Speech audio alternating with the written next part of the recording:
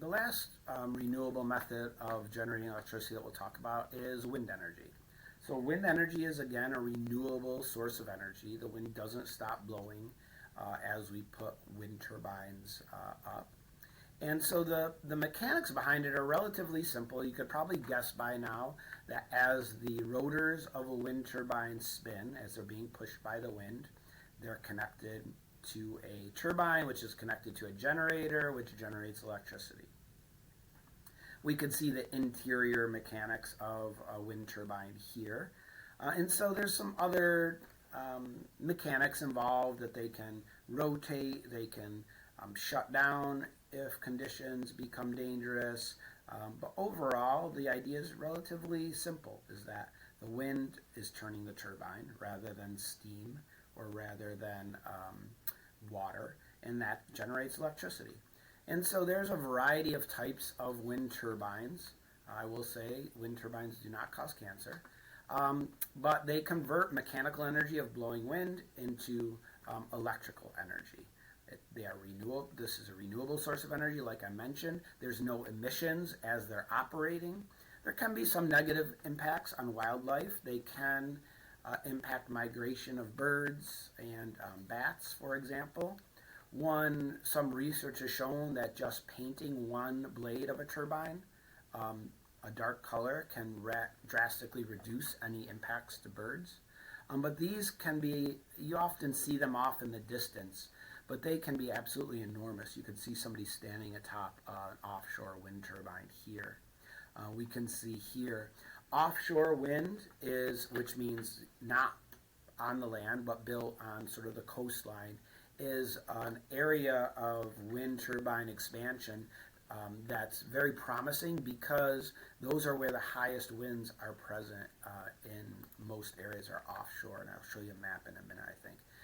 The downside, and sometimes people make the argument they don't want to look out at the ocean and see a series of wind turbines, that they're visually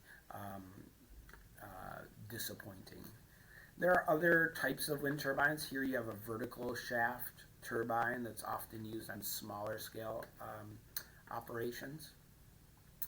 The size of them varies, and they've been growing in size as time has gone on. We can see, the earliest wind turbines were relatively small. You can see these numbers represent how much energy production they're capable of, megawatts. So the first were relatively small, 0.1 megawatts.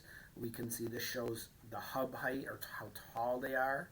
And so modern wind turbines, you can see, are 80 meters, 100 meters tall, and they've over time have become more and more larger energy production, 3.25 megawatt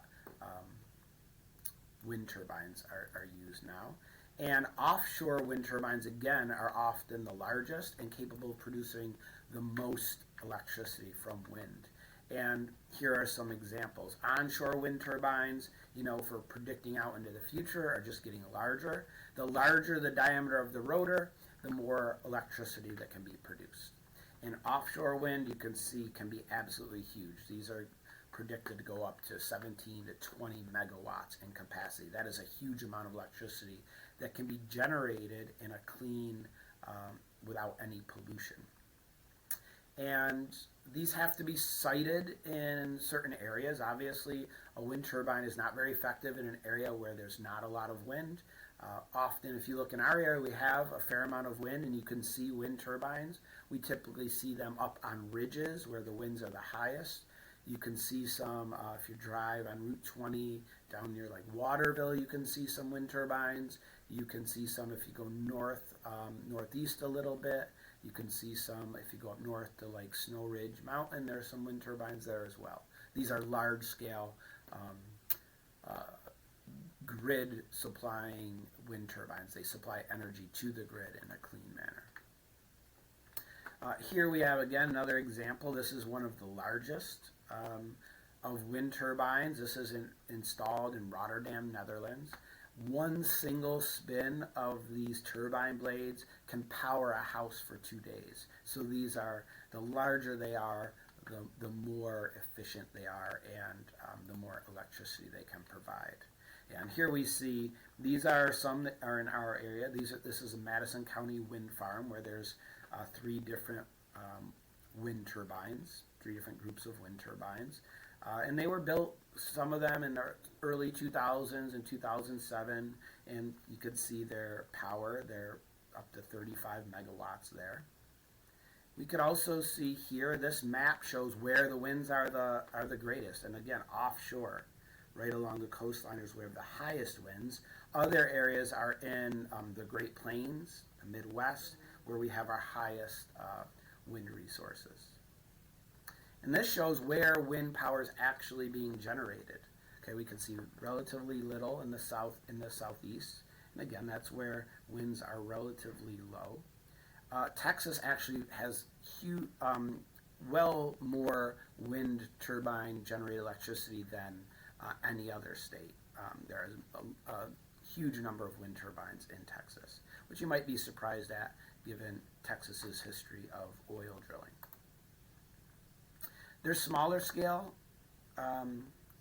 turbines that can be used as well. You can buy one of these wind turbines and install it at your house. It can supply electricity for your house. This is a vertical shaft, so it's not a horizontal shaft like you might imagine a wind turbine. It's about $15,000 to purchase this. And you could see, depending on the wind speed, how much electricity. You know, they max out, this model maxes out, you know, around 2,400 watts, 2.4 kilowatts. And so we can calculate, if you were to look at a home and see how much energy is being consumed at any given time, you can determine how much of the home's energy needs would be supplied by a wind turbine like this.